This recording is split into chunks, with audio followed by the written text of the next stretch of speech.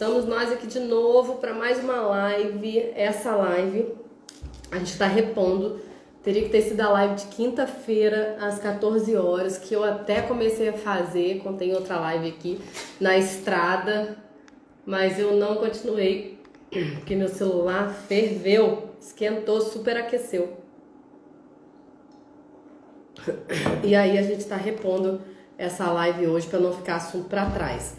Todas as quintas-feiras, às 14 horas, nós estamos com uma série falando dos primeiros rudimentos da Palavra de Deus. Então, toda quinta-feira, às 14 horas, a gente está falando dos primeiros rudimentos da Palavra de Deus, que é o básico, né? O alicerce da Palavra de Deus. O que significa salvação? O que significa Bíblia? O que significa Santa Ceia? Qual a forma certa de fazer cada um? O que significa Apocalipse? Vamos falar também do Apocalipse. Vai ser uma aula linda, maravilhosa. Vou ter que arrumar essa aula, botar não sei como é o nome disso, clipart, sei lá o que, para poder desenhar para vocês o Apocalipse, vocês verem como o Apocalipse é algo lindo, é um resgate de Deus àqueles que o amam. Então é lindo demais para aqueles que o amam, para aqueles que amam verdadeiramente a Deus. Então esses primeiros rudimentos, você precisa saber o que é, entender, compreender e se apropriar, né? Não é só falar, eu creio em Deus. Eu creio em Deus. Não, é você viver buscar uma vida de constância com Ele, assim como você se relaciona com o cônjuge, com um amigo, é você se relacionar com Ele, aprender dele, né? Tem três coisas às quais Deus se apresenta: a criação, Cristo e a palavra. Então precisa conhecer a palavra de Deus. Todo mundo tem a sensação de que a palavra de Deus ela é muito difícil de ser compreendida, e não é. Só que ela é muito extensa. Então, quanto mais você lê, está escrito nela mesmo, que ela se renova a cada dia. Você lê um texto e você pega uma mensagem daquele texto. Ela é riquíssima. Quando você for ler de novo, você pega outra mensagem daquele texto. E aí você vai compreendendo, você vai trazendo para a sua vida, você vai aplicando. Porque o conhecimento sem aplicação, ele é falho. Só gera soberba, só gera altivez, só gera... Sabe aquela pessoa que... eu tenho nervoso quando eu chego perto de uma pessoa que eu falo da Bíblia, a pessoa fala assim, eu conheço a Bíblia. E ele mata o assunto porque ela já disse que já conhece, não tem assunto para conversar porque ela já conhece, já leu a Bíblia inteira. Eu já li a Bíblia inteira várias vezes, eu sou completamente dependente das Sagradas Escrituras, porque eu sei que eu conheço Deus, eu me relaciono com Deus, Ele me responde através das Sagradas Escrituras. A gente vive uma geração aí, até que deu uma acalmada nisso, né? Mas a gente vive uma geração a geração do que Deus falou. Deus me falou isso. Quando uma pessoa fala assim, não, é porque Deus me falou isso, acabou o assunto, né? Porque a pessoa falou que Deus falou com ela, acabou, ué. Se Deus falou com ela que vai acontecer, que não vai acontecer, se é verdade, se não é, a gente não sabe. Eu tenho experiências para contar de momentos que Deus falou comigo através de uma outra pessoa, através de sonho, através de um sinal, mas 95% da minha experiência com Deus é Deus falando comigo através da Bíblia. Eu oro, eu falo com Deus, eu leio a Bíblia e Ele me responde. Então, eu acredito que Deus fala esse tanto de vezes que as pessoas falam que Deus falou comigo, Deus falou comigo. Eu acredito, mas comigo, a minha experiência de Deus falando comigo é 95% das vezes na palavra. 5% das vezes através de um sonho, através de alguém que foi usado por Deus para falar, né? E outra coisa pertinente aqui que vale a pena falar é profecia.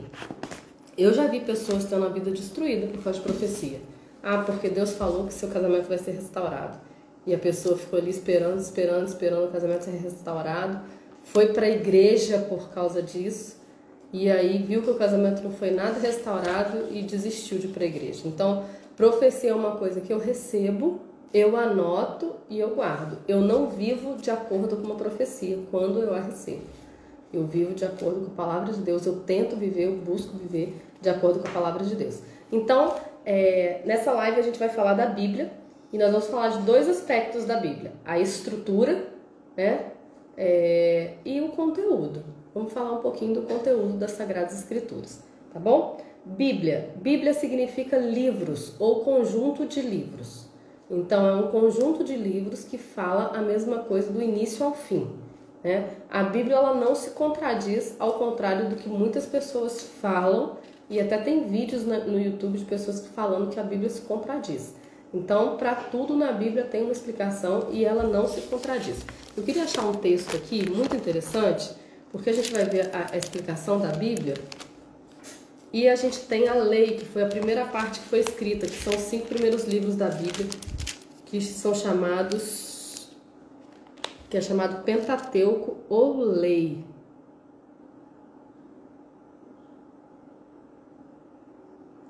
E aí eu tinha que ter achado antes desse texto. Mas o que acontece? Os 5 primeiros livros da Bíblia, eles foram os primeiros a ser escritos. Então eles formaram a lei escrita, né? Eles formaram o Pentateuco. E aí tem um versículo, eu vou encontrar e vou botar aqui depois, que diz que dentro desses 5 livros não se acrescente nenhuma palavra, nem se retire nenhuma palavra do que está escrito na lei. Se alguém retirar ou se alguém acrescentar, que seja amaldiçoado, que seja maldito. Aí você fala para mim, mas por que então foram acrescentados, além dos 5 livros, mais 61? Todos os 61 livros que estão depois do Pentateuco, eles complementam, eles confirmam os 5 primeiros livros da Bíblia. E aí quando você vai lá no final do Apocalipse, está escrito também a mesma coisa, que ninguém pode acrescentar nada, nem retirar nada do livro dessa lei. E se alguém fizer isso, que seja amaldiçoado. Aí aqui está nos últimos versículos, Apocalipse 22, versículo 19, vai dizer assim. Não, versículo 18. Eu advirto a todo aquele que ouvir as palavras da profecia deste livro. Se alguém lhes acrescentar alguma coisa, Deus lhe acrescentará as pragas que estão escritas neste livro. E se alguém tirar quaisquer palavras do livro dessa profecia, Deus lhe tirará a sua parte da árvore da vida e da cidade santa que estão escritas neste livro. Aquele que dá testemunho destas coisas certamente diz, certamente cedo vem. Amém. Vem, Senhor Jesus. Por que é interessante você saber disso, Michele, Júnior, quem vai assistir essa live? Para te gerar temor. Hoje nós estamos num tempo que abre seita aí à vontade, abre igreja à vontade, e quando você vai ver, as pessoas mudam a Bíblia. Essa Bíblia que eu uso aqui, eu sou evangélica, essa Bíblia que eu uso aqui é a tradução da Thompson, uma das traduções que mais se aproximam da escrita original. Vou explicar isso daqui a pouco. Mas a mais usada é João Ferreira de Almeida, também usada pelos católicos, né? Então, o que eu quero dizer com isso? Quando você vê Xuxa falando que a Bíblia tem que ser mudada, teve uma reportagem aí, cara, tema a Deus. Fica longe desse povo que diz que a Bíblia tem que ser mudada. A Bíblia é sagrada, a Bíblia é santa, a Bíblia é produtiva, a Bíblia descreve o estilo de vida que nós devemos seguir para nós sermos felizes. Nós somos criação de Deus. E a Bíblia é o nosso manual de funcionamento. Nosso manual. Então, a Bíblia foi escrita por 40 pessoas, eu quero é mais ou menos 40, né? Algumas pessoas falam 36, porque não se sabe ao certo. Eu quero ler um texto aqui para te gerar temor também, assim como esse outro, né? Que vai falar sobre isso. Porque as pessoas falam assim, a Bíblia foi escrita por homens. Foi escrita por homens. Mas aí, 2 Timóteo, capítulo 3, versículo 16 e 17, diz o seguinte: toda a escritura é divinamente inspirada e proveitosa para ensinar, repreender, corrigir e instruir em justiça, a fim de que o homem de Deus seja perfeito e perfeitamente preparado para toda boa obra. Então, a Bíblia foi escrita por mais ou menos 40 homens, num período de mais ou menos 1.600 homens, 1.600 anos, mas está escrito aqui que foram todos inspirados por Deus. É surreal algumas pessoas acreditarem em algumas seitas ou religiões criadas pela pessoa X, e essas pessoas que acreditam nessa religião, nessa seita, nem estuda a história dessa pessoa que criou a religião. Tem muitas histórias de pessoas que criaram religiões famosas, gente. Estou falando de gente que aparece toda hora aqui nos posts. Que morreram alcoólatras, que morreram entristecidas, que morreram depressivas, que morreram por coisas horríveis. Tem uma história horrível, consequências horríveis. Que aí você olha pela consequência pela vida, a pessoa fala, isso aqui que ela criou não é bom não. Vou parar de seguir isso. Então por isso que a gente entende que é a obrigação de todo ser humano voltar-se para o seu Criador. É nossa obrigação ir atrás, estudar quem que é Deus, como é que foi a criação, o que que ele fez, por que que ele fez. É nossa obrigação. Não é obrigação de Deus vir até nós, ele está à nossa disposição. É nossa obrigação irmos atrás do nosso Criador. Nós seremos indesculpáveis pelas coisas que estão criadas, Romanos 1 vai dizer, né? E a gente tem aqui 2 testamentos, o Antigo Testamento e o Novo Testamento. O que a palavra testamento significa? A palavra testamento, ela significa aliança. Então, Antigo Testamento é a antiga aliança que Deus tinha com o homem. Novo Testamento é a nova aliança que Deus tem com o homem, né? A nova aliança é a vinda de Jesus, o ministério terreno de Jesus, e a aliança que Deus faz com o homem aqui na nova aliança através de Jesus. Nós crendo em Jesus, como diz João 3,16, que Deus enviou seu Filho ao mundo para que todo aquele que nele crê não tenha vida eterna, né? Então essa é uma palavra-chave para nós, João 3,16. Estou falando rápido demais, né? Deixa eu respirar. Então, a história de Jesus, para nós todos, ela é mais comum, ela é mais conhecida. Você quer ler a Bíblia? Você quer conhecer a Palavra de Deus? Comece pelo Novo Testamento. Vai lá em Mateus e eu vou te dar uma sugestão. Leia 3 capítulos por dia. Em 3 meses você vai ler o Novo Testamento todinho. Pela primeira vez, porque aí você vai ler muitas vezes. Cada vez que você ler, você vai aprender um pouquinho mais da Palavra de Deus, né? E o interessante é que você vai ouvir, ou através da nossa live aqui, ou através da palavra pregada na igreja, no culto, numa missa, e aquilo vai te ressaltar o coração, vai te emocionar quando você ouvir a explicação de uma palavra que você leu. Eu li isso aí, é muito gostoso. E aí você lê o Novo Testamento, que é mais comum, que é a nova aliança que a gente deve se apropriar. Depois você vai para o Antigo Testamento por conhecimento, né? E aí a gente tem aqui várias divisões da Bíblia, para a gente entender mais ou menos os livros dela. Não é difícil de compreender a história da Bíblia. Você pega um pouquinho de conhecimento, como que está sendo exposto aqui hoje, e aí te dá um norte, né? Se você pega para começar a ler a Bíblia sem entendimento nenhum do que é, começa lá em Gênesis, e aí um monte de coisa que você não entende, Antiga Aliança, aí começa a vir um monte de genealogia, aquele papo mais difícil de entender, porque Teresa gerou Maria, e Maria gerou Íris, e Íris gerou Luísa, aquela genealogia interminável que não te serve para nada, né? Fica cansativo, você se desanima de ler. Outro detalhe interessante, arruma uma pessoa para ler a Bíblia com você. É muito legal, olha, vamos fazer uma aliança, a gente lê 3 capítulos da Bíblia por dia. Eu faço isso com a minha irmã. A gente começou a fazer isso, a gente leu o Novo Testamento todinho juntos. Depois a gente começou a ler do início da Bíblia e o final. Então a gente começou a ler 3 capítulos da Bíblia por dia. Ela na casa dela, eu na minha. A gente faz um esqueminha, deixa eu mostrar pra vocês. Assim, ó. Faço um esqueminha assim. Aí eu boto por mês, cada mês aqui, do dia 1 ao dia 30, qual o livro e quais os capítulos que a gente vai ler.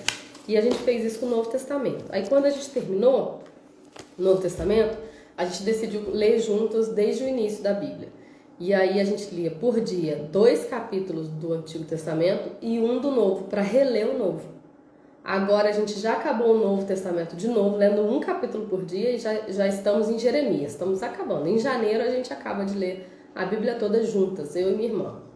Então é muito legal porque você até falha um dia ou outro, mas você fala assim, nossa, eu tenho que recuperar porque fulano está lendo comigo.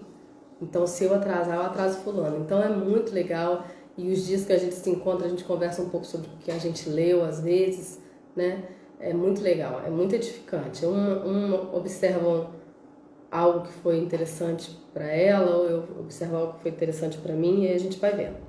O Antigo Testamento, ele foi escrito no hebraico, e são 39 livros. A Bíblia tem 66 livros, 39 são do Antigo Testamento e 27 do Novo. O Antigo Testamento foi escrito em hebraico, e o Novo Testamento foi escrito em grego. Eu vou te explicar por que é importante, te contando uma passagem das Sagradas Escrituras que estão lá em João, capítulo 21. É aquela passagem que Jesus, ele ressuscitou e Pedro está ali constrangido perto de Jesus, né? Pedro tinha negado Jesus e depois ele se arrepende, né? E aí nesse momento aqui, no último capítulo do livro de João, Jesus chega para Pedro e fala assim: Pedro, tu me amas? E Pedro responde: sim, Senhor, eu te amo. Aí Jesus fala: apacenta os meus cordeiros. De novo Jesus pergunta: Pedro, tu me amas? E Pedro responde: sim, Senhor, eu te amo. Aí Jesus fala: então apacenta os meus cordeiros, as minhas ovelhas. E terceira vez, Pedro, já entristecido de Jesus ficar perguntando, né? Várias vezes Jesus pergunta: Pedro, tu me amas? E Pedro responde: sim, Senhor, eu te amo, tu sabes que eu te amo. E Jesus responde: apacenta as minhas ovelhas. Então vamos entender tradução aqui agora. Por que é importante você entender que a Bíblia, o Novo Testamento, o Antigo Testamento foi escrito no hebraico e o Novo Testamento no grego? Porque você tem que aprofundar para você entender o contexto bíblico. Por exemplo, em grego tem 3 palavras que significam amor. Ágape, que é o amor de Deus pelo homem. O padre Marcelo Rossi escreveu um livro chamado Ágape. Ficou super famoso, não sei nem se virou um best-seller, mas foi muito falado. Então, ágape, amor ágape, você não é capaz de sentir, eu não sou capaz de sentir. Só Deus é capaz de sentir. Amor ágape. Outra palavra que traduz amor no grego é eros, que dá significado à palavra erótico, né? Que é amor do homem pela mulher, da mulher pelo homem. E filéu, que é amor de amigo. Então, na língua brasileira tem uma palavra que significa amor, que é amor. Não tem outra palavra que significa amor. Na língua grega tem 3 palavras que significam amor, que é ágape, eros e filéu. Então, esse texto que eu acabei de falar para vocês de João 21, ele se traduz no grego da seguinte forma. Olha só a importância da tradução. Jesus chega para Pedro e fala assim: Pedro, tu me ágape? E Pedro responde: Senhor, eu te filéu. É assim, ó. Pedro, tu me ágape?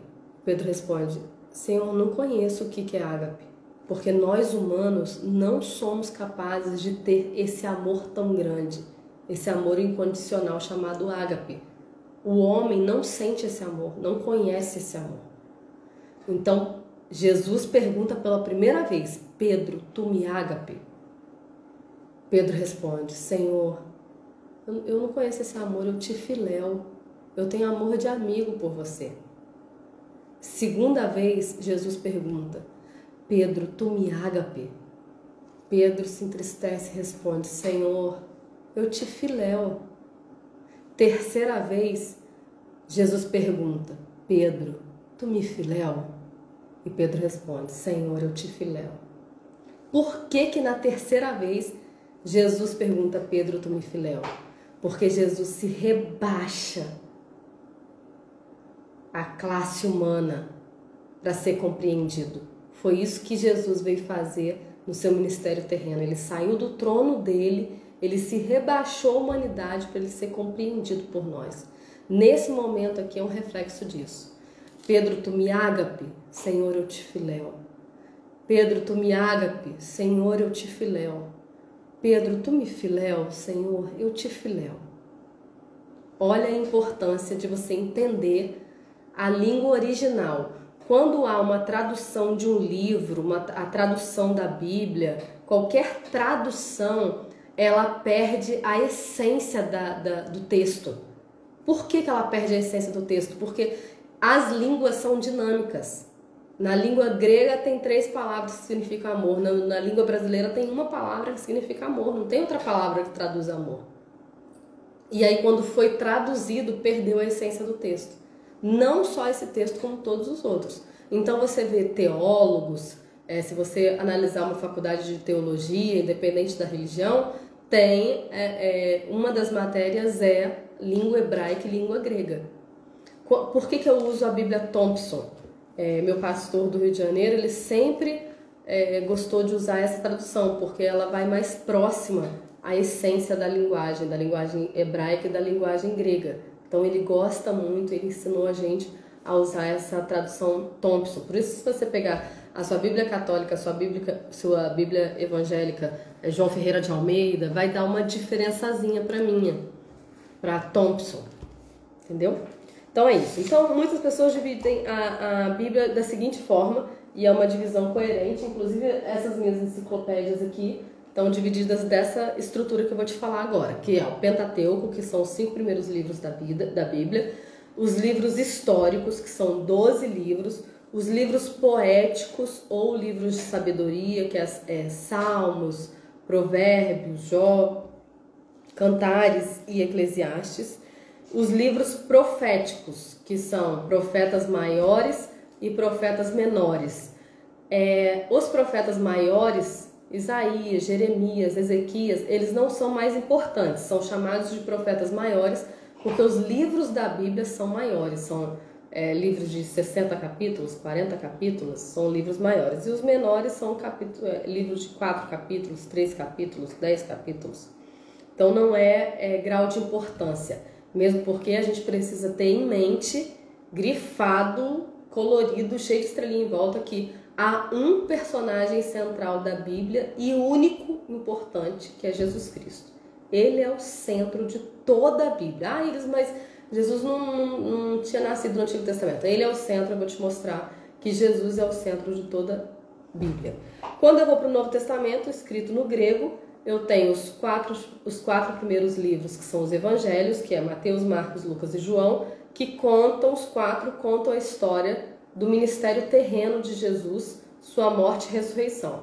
O 5º livro, que é Atos dos Apóstolos, que é um livro histórico, né, que conta a história da igreja, a sequência ali do ministério terreno de Jesus em Atos dos Apóstolos. São os atos dos apóstolos, são as atitudes dos apóstolos pós ressurreição de Jesus, pós a ascensão de Jesus. A gente tem os livros doutrinários ou cartas, né? A maioria escrita pelo apóstolo Paulo, que vai doutrinando a igreja, ensinando a igreja as doutrinas que deve praticar, e o Apocalipse, tá certo? Uma outra divisão os livros de história, que vão de Gênesis até Esther, e o livro de Atos no Novo Testamento. E aqui a gente tem uma característica muito importante, muito interessante. Os livros de história da Bíblia, que vai de Gênesis a Esther, e o livro de Atos no Novo Testamento, 90% deles se entende como se lê, e 10% no sentido figurativo. A gente tem os livros de poesia, como eu já repeti, Salmos, Provérbios, Eclesiastes, Cantares e Jó, onde 85% se entende como se lê e 15% é no sentido figurado. A gente tem os livros de profecia, que vai de Isaías a Malaquias, que são os profetas maiores e os profetas menores, que 5% se entende como se lê e 95% é no sentido figurado. E aí você precisa ler um pouquinho para você compreender. Os evangelhos, Mateus, Marcos, Lucas e João, 85% se entende como se lê e 15% são as parábolas. O que são as parábolas? É Jesus trazendo um ensinamento através de uma história. Ele conta uma história para ensinar aquilo que ele quer ensinar. Por exemplo, a gente tem aqui, ele fala, o reino de Deus é como um grão de mostarda, que é a menor de todas as plantas, mas quando cresce vira a maior de todas as árvores. Então, você vê várias pessoas pregando errado esse texto por aí, que o reino de Deus é igual a um grão de mostarda. Não é igual. Igual é o menor que tem. A tradução certa é como. O reino de Deus é como um grão de mostarda, que é a menor de todas as sementes, mas quando cresce vira a maior de todas as plantas, a ponto dos passarinhos se aninhar nelas, enfim. Então está dizendo que o reino de Deus é crescente. O reino de Deus na sua vida, na minha vida, precisa ser crescente. Hoje você aprendeu a estrutura da Bíblia e agora você começa a ler com esse pano de fundo. Amanhã você aprendeu o batismo e você começa a matutar isso na sua cabeça. Depois de amanhã você aprendeu que você precisa construir sua casa sobre a rocha, não sobre a areia. E aí, à medida que você vai aprendendo, você vai colocando em prática. Então, o reino de Deus é crescente. Aí ele vai falando por parábolas, ensinando isso. E por fim, as cartas que vai de Romanos a Judas, que 90% se entende como se lê e 10% é no sentido figurado. O versículo-chave da Bíblia é indiscutivelmente João 3,16. Porque Deus amou o mundo de tal maneira que deu o seu Filho unigênito para que todo aquele que nele crê não pereça, mas tenha a vida eterna. Então a gente tem Cristo como centro da palavra de Deus. Pega a Bíblia inteira, carrega ela, Cristo. Ela do início ao fim tem Cristo como centro, como tema central do seu conteúdo, tá? Então a gente tem como subtemas, primeiro a criação, depois a história de Israel, depois a vida e obra de Cristo, a história da igreja e doutrina da igreja e a consumação que vai se dar em Apocalipse, tá certo? Então anota isso, 5 subtemas. Tema central, Cristo. Subtemas, a criação, depois da criação, a história de Israel, que é a história do povo escolhido por Deus para ser chamado pelo seu nome. Depois, a vida e obra de Cristo. Depois, doutrina e vida da igreja. E por fim, a consumação. A gente tem aqui 5 temas centrais das Sagradas Escrituras. Tá certo? A gente vai falar agora, então você já entendeu que a Bíblia começa com o Antigo Testamento, né? Que é a história de um povo escolhido por Deus, e depois o Novo Testamento, que é a partir do nascimento de Jesus, o ministério terreno de Jesus. Antigo Testamento, Antiga Aliança, Nova Aliança. O Antigo Testamento tem 39 livros, o Novo Testamento tem 27 livros. Eu não vou me ater aqui à quantidade de capítulos, quantidade de versículos, porque isso é apenas curiosidade. Importa é que a gente entenda a estrutura. Se você quiser ler com maior entendimento, eu te aconselho a começar pelo Novo Testamento. E para ajudar o Novo Testamento, os 4 primeiros capítulos, os 4 primeiros livros, Mateus, Marcos, Lucas e João, vão contar a história do ministério terreno de Jesus. Mateus, Marcos e Lucas, que são os 3 primeiros, têm o seu conteúdo muito parecido um com o outro. Alguns se complementam, alguns assuntos se complementam, eu vou explicar aqui. Mas te facilita, porque você vai ler Mateus, daqui a pouco você vai ler Marcos, daqui a pouco você vai ler Lucas, que é mais ou menos a mesma história. Mas por que, Iris, a Bíblia coloca mais ou menos a mesma história como conteúdo? Mateus, por exemplo, ele é um judeu, ele é um israelita. Então, ele anda com Jesus e ele decide escrever o livro querendo explicar para os judeus que estavam esperando a chegada do Messias que Jesus é o Messias. Ele anda com Jesus e quer mostrar para os israelitas, quer mostrar para os judeus que Jesus é o Cristo que havia de vir. Olha que interessante. Você sabia que os israelitas, aquele povo lá que está em guerra, eles estão esperando a primeira vinda de Jesus? Porque a consumação vai se dar na segunda vinda de Jesus. Então, nós entendemos que Jesus veio e que ele vai voltar lá no Apocalipse para resgatar a sua igreja. E essa igreja não tem denominação não, tá? Nós vamos fazer uma live aqui só sobre igreja. Então Jesus já veio. Os israelitas, que é o povo escolhido de Deus, que é o Antigo Testamento, conta a história deles, eles estão esperando ainda a vinda de Jesus pela primeira vez. Eu vou te explicar isso. Jesus, ele morre e ele é colocado no sepulcro. E aí, quando ele ressuscita, ele é morto por religiosos da época, né? Se você se considera uma pessoa religiosa, uma pessoa que cumpre a prática de uma religião extrema, eu vou te dizer, pessoas como você mataram Jesus. Pessoas religiosas mataram Jesus. Foram os religiosos da época que colocaram Jesus numa cruz. E aí quando Jesus ressuscita, né, e a pedra é retirada do túmulo e acontece aquilo tudo, os soldados eles ficam maravilhados, eles correm pro seu chefe para dizer o que aconteceu. E esses chefes, eles vão dizer para eles ficarem quietos, não contarem nada para ninguém, só dizerem que vieram à noite e roubaram o corpo de Jesus. E isso foi contado entre os judeus, e os judeus, que são os israelitas, acreditam nisso até hoje. Vamos conferir isso? Mateus, o último livro de Mateus. Luísa entrou, minha linda princesa, filha, 11h42 da noite, quero você dormindo. Engraçadinha. Tá escrito assim, ó, Mateus 28, versículo 11. Quando alguns da guarda iam chegando à cidade, anunciaram aos principais sacerdotes todas as coisas que haviam acontecido. Reunindo-se eles com os líderes religiosos, eles anunciaram aos principais sacerdotes todas as coisas que tinham acontecido. O que tinha acontecido? A ressurreição de Jesus. Versículo 12. Reunindo-se eles com os líderes religiosos, decidiram dar muito dinheiro aos soldados, recomendando: dizei que vieram de noite os seus discípulos e enquanto dormis o furtaram. Caso isto chegue aos ouvidos do governador, nós o convenceremos e vos colocaremos em segurança. Eles, recebendo o dinheiro, fizeram como estavam instruídos, e espalhou-se essa história entre os judeus até os dias de hoje. Interessante, né?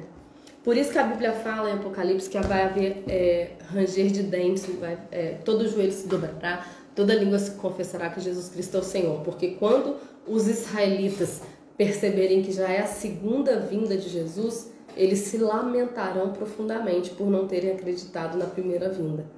Então eles ainda estão esperando a primeira vinda de Jesus. Só que Jesus já veio pela primeira vez, agora ele vai vir pela segunda, né?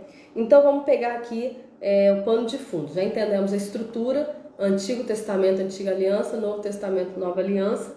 Já entendemos que nós precisamos consumir esse conteúdo e se apropriar dele para haver libertação, né? Conhecereis a verdade vos libertará. E agora vamos entender o pano de fundo do início ao fim aqui.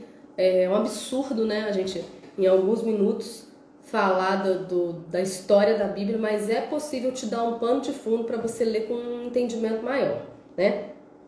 Então, Deus ele se apresenta da seguinte forma: criação, Cristo e a palavra. Isso a gente já viu. O começo, a Bíblia começa com a história de Adão e Eva, com a criação, né? A criação dos animais, a criação das plantas, o jardim do Éden sendo formado ali para receber a coroa da criação, que é o homem, eu e você. Então começa com toda a criação e a ordem de que eles se multiplicassem, né? Deus dá para Adão e Eva, Deus dá animais para governar e Deus dá a ordem que eles se multiplicassem. Acontece que ali aconteceu o pecado, né? O pecado entrou no mundo e é como você deve refazer a sua rota. E Deus teve que refazer a rota do homem. Quando você erra, você levanta, conserta e vai. Quando você está no Waze ali, no aplicativo, no Google Map, que você erra a rua que você tem que virar, rapidamente o Waze já refaz a sua rota, e foi isso que Deus fez prontamente. Deus refez a rota em Gênesis 3, versículo 15. Deus refaz a rota e estabelece plano de salvação. Que plano é esse? Quando o homem peca, a mulher peca, Deus reúne ali com o homem, com a mulher e com a serpente, dá uma sentença para cada um. Para Eva, Deus fala que com dor terá filhos a partir de agora, que o seu desejo será para o seu marido, dependência emocional. Ele fala também que o fruto do seu ventre dará um golpe mortal no fruto do ventre da serpente. Então, o fruto do ventre da mulher, que é Jesus, que virá, ele vai dar um golpe no fruto de Satanás, que vem da serpente, que é mortal, vai atingir a cabeça dele, é um golpe mortal. Para a serpente ele fala, rastejarás, a partir de agora rastejarás, enfim. E ele fala, o fruto que vai vir de você, serpente, morderá o calcanhar do fruto que vai vir da mulher. Então, o fruto que vai vir da mulher vai dar um golpe mortal no fruto que vai vir da serpente. O fruto que vai vir da serpente vai dar um golpe que não é mortal no fruto que vai vir da mulher. Ali, ele está estabelecendo o plano de salvação, ele está refazendo a rota e está anunciando a vinda de Jesus lá no Novo Testamento, que vai vir lá. Em Gênesis acabou de começar. Gênesis significa início, princípio. Então, o primeiro livro da Bíblia começa com tudo perfeito, com a criação sendo consumada, e 3 capítulos depois, o homem cai, o homem peca, e Deus já replaneja a rota e já anuncia, ó, vai vir um aí, que vai vir da mulher, que vai dar um golpe fatal no fruto da serpente. Então Deus ali já anuncia o plano de salvação. Ali o homem e a mulher começam a procriar, se multiplicar, e aí vem o dilúvio, porque o homem é muito mau no seu entendimento. Após o dilúvio sobram 8 pessoas apenas, Noé, sua esposa, seus filhos e suas esposas, e eles começam a procriar de novo, a se multiplicar de novo, se multiplicam e intentam fazer uma torre que vai alcançar o céu. É o episódio da Torre de Babel. Nesse momento, Deus desce para ver o que o homem está fazendo e fala, o homem sempre vai conseguir o que quer quando estiver em unidade. Eu vou confundir a língua deles aqui para eles se espalharem e formarem vários reinos pela terra, e é isso que Deus faz. Deus envia várias línguas ali, uma para cada homem, que eles começam a não se entender. E eles se espalham pela terra e continuam se multiplicando, formando reinos, países como somos hoje, né? O interessante desse texto, eu acabo sempre fugindo porque os textos vão vibrando dentro de mim.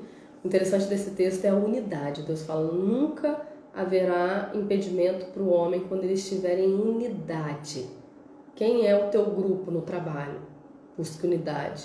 Quem é a tua família? Busca unidade. Não há impedimento para o grupo que estiver em unidade, para o homem quando estiver em unidade, na mesma linguagem, no mesmo falar. E daí começa a se formar vários reinos. E Deus escolhe um desses reinos para ser chamado pelo seu nome. Não que o reino escolhido era o único reino que era o reino de Deus, mas que todos os outros reinos pudessem conhecer o Deus verdadeiro através desse povo que ele escolheu. E esse povo que ele escolheu é o povo de Israel. Esse povo que você está vendo Ramã atacar lá, até hoje. Então Deus escolhe o povo de Israel para, através desse povo de Israel, fazer maravilhas, proezas, grandiosidades, para que todo o mundo, todos os outros reinos conhecessem que só há um Deus verdadeiro, que é o Deus criador de todas as coisas. A história do Antigo Testamento inteira é a história desse povo de Israel. Lindo demais! A história desse povo de Israel é o Antigo Testamento inteiro, a partir disso que eu te contei. Criação, pecado, dilúvio, Torre de Babel, a jornada desse povo de Israel, que é esse povo escolhido por Deus, para que todo o restante do mundo conhecesse a Deus através desse povo. E o Antigo Testamento é muito interessante também, porque a história desse povo é a história de um povo que se esquece de Deus, se lembra de Deus. Se esquece de Deus, se lembra de Deus. Se esquece de Deus quando tudo está bem e se lembra de Deus quando está no aperto. Você lembra de alguém quando eu te falo isso? Eu e você?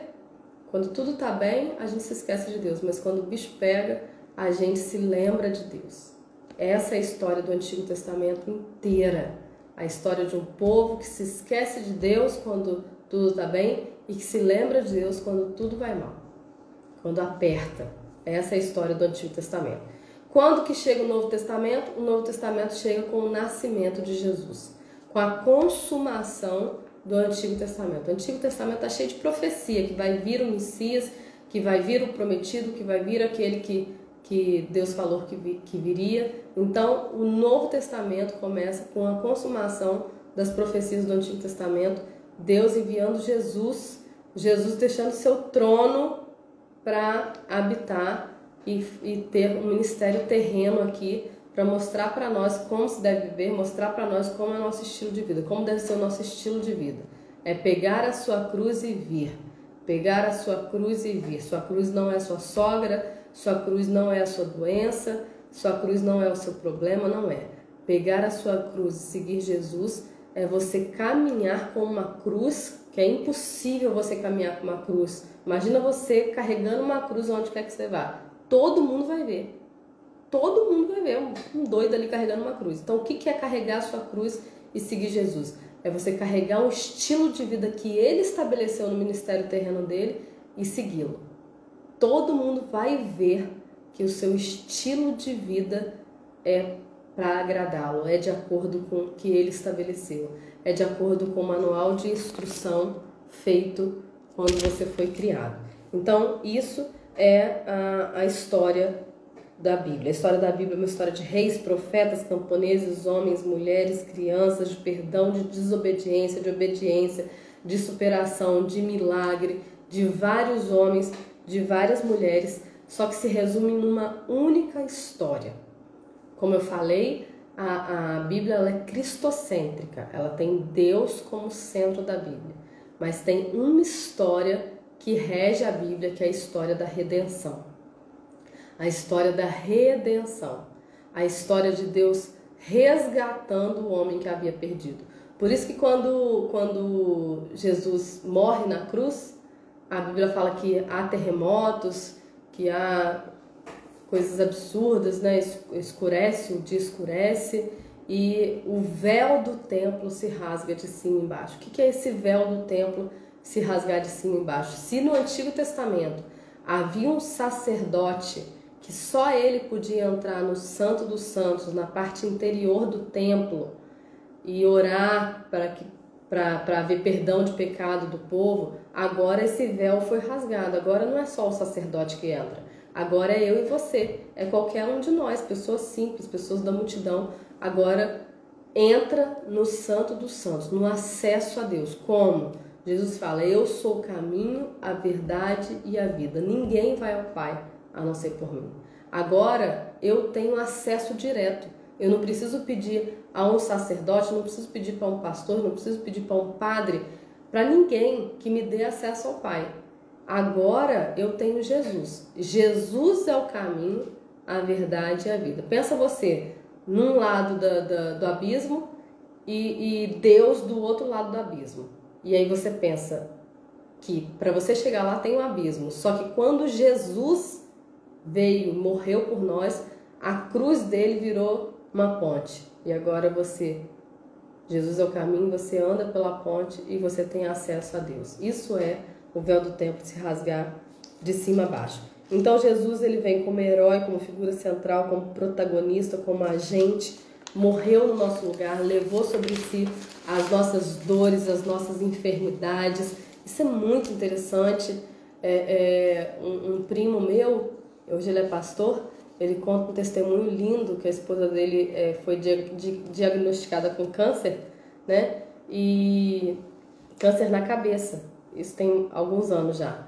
E ele fala que saiu ali do consultório médico, ela chorando, desesperada.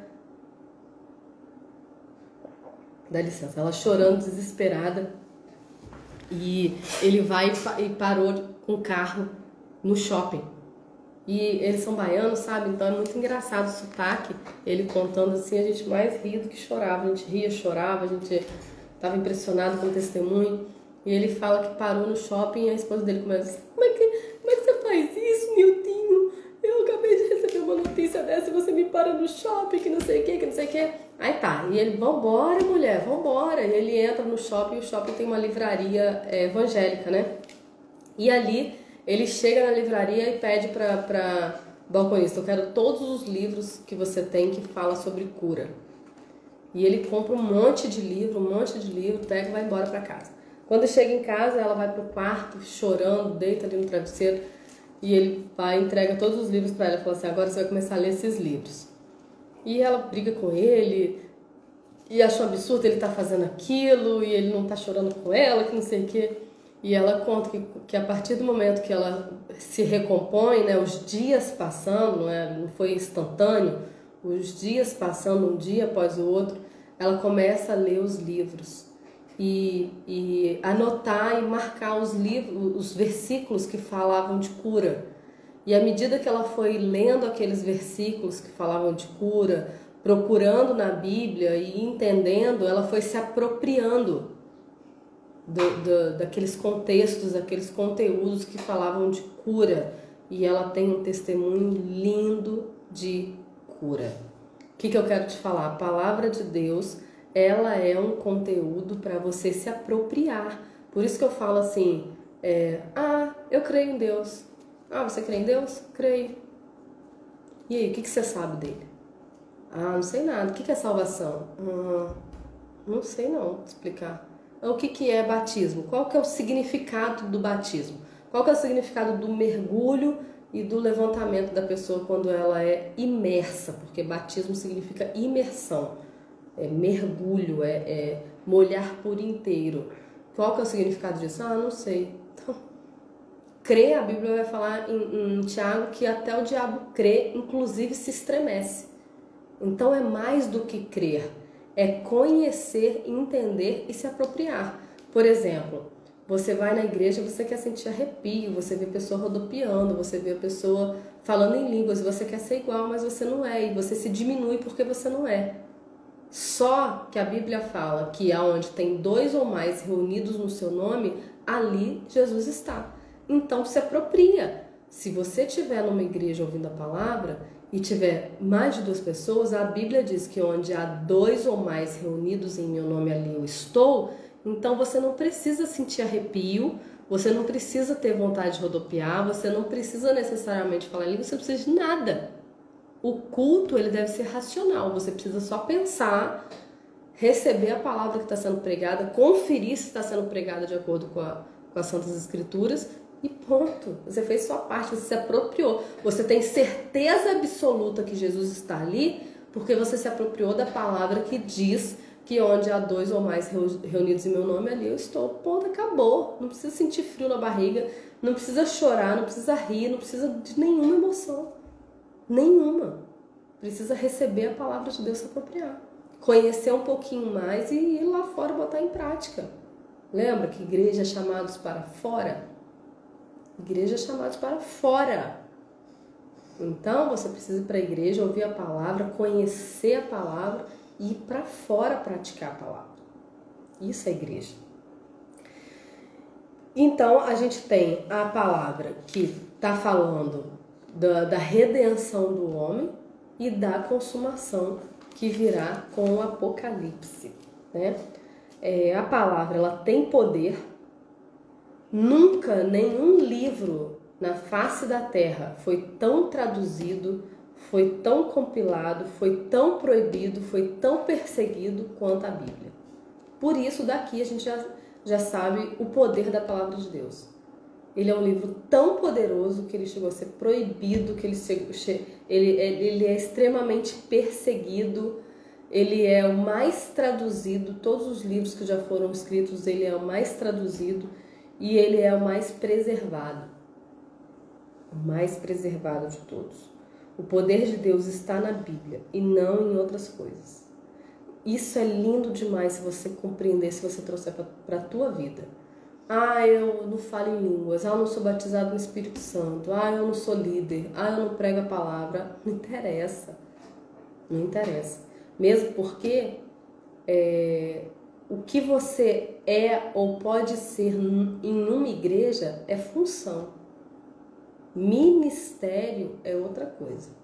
A Bíblia vai falar em 2 Coríntios capítulo 5, versículo 18, que todos nós temos o ministério da reconciliação. O que é o ministério da reconciliação? O ministério da reconciliação é a responsabilidade de reconciliar o mundo com Cristo. Então eu tenho uma história de aborto.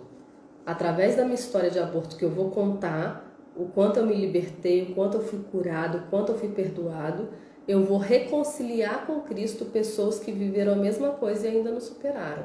ou pessoas que querem viver e eu vou impedi-las de viver com a minha história.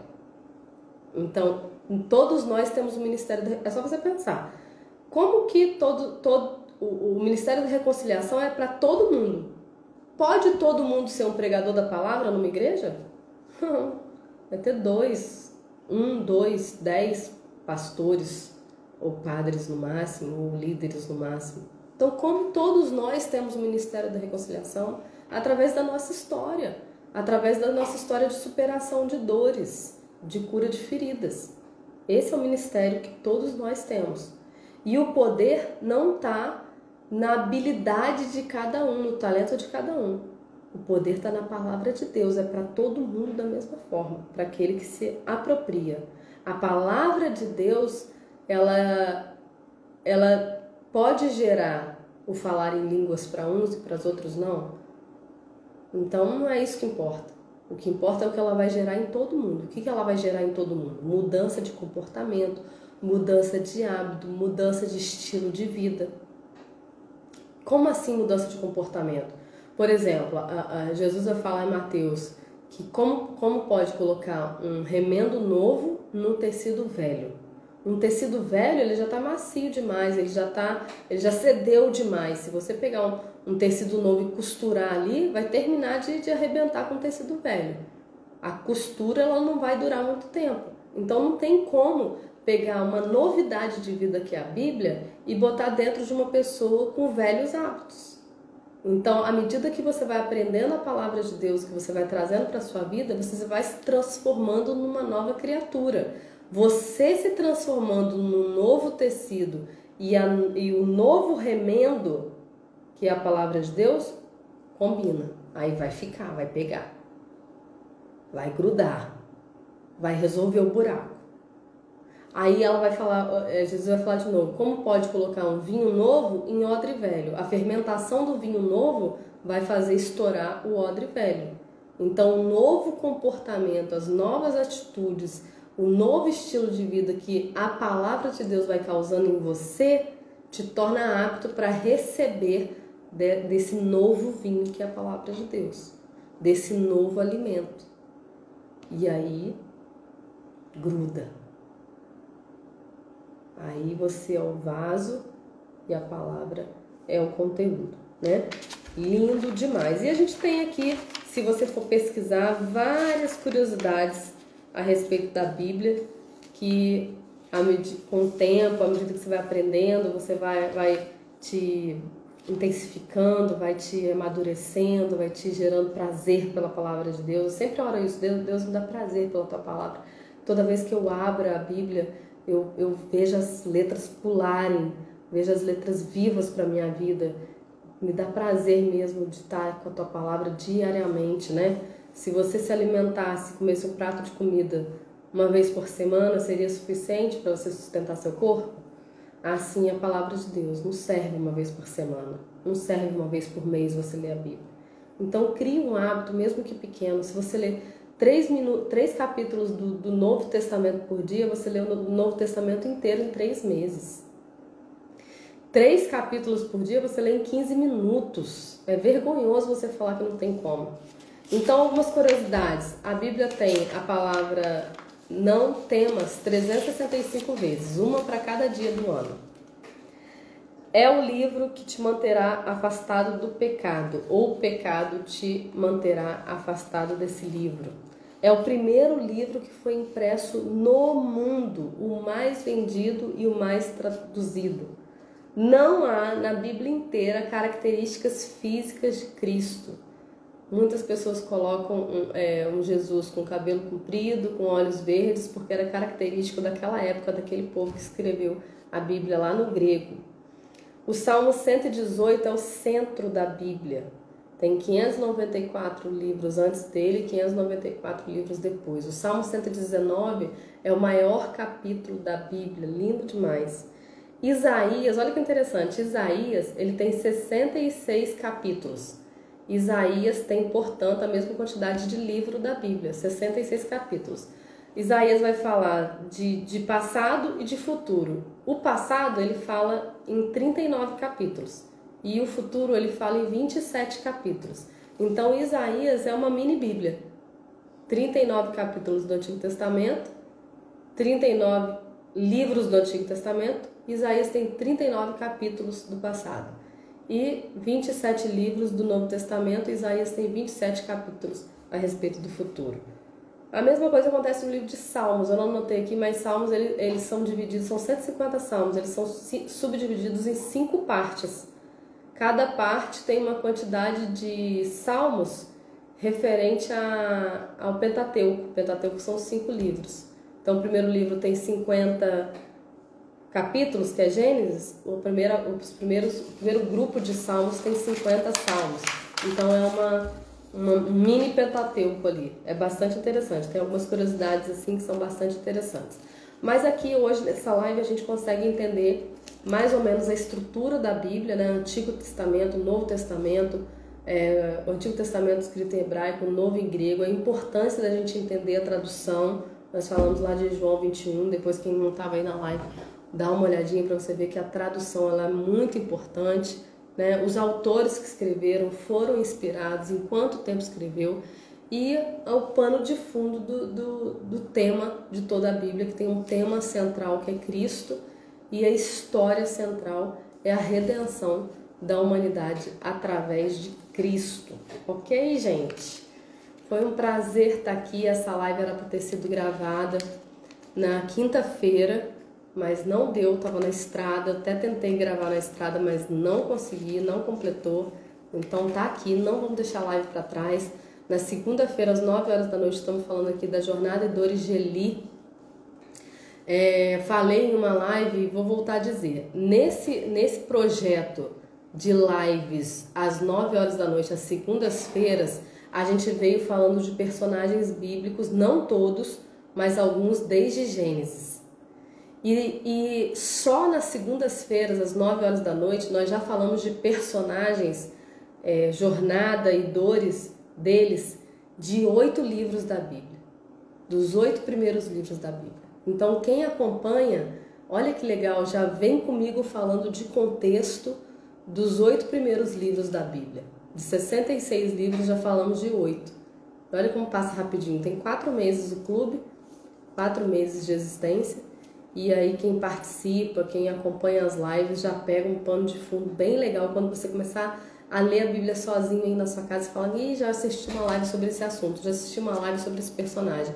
E aí vai te abrindo a mente, vai te trazendo, Deus vai falando com você, vai respondendo as suas questões, as suas dúvidas, porque é assim, a gente fala com Deus orando e Deus fala com a gente através da sua palavra. Tá bom? Foi um prazer estar aqui. Segunda-feira às 9 horas da noite tem mais. Filha, vai dormir, não é hora de estar na live.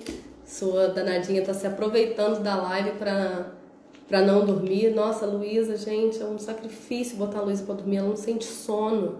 Ela derruba todo mundo, a casa inteira dorme, os cachorros dormem e ela fica acordada.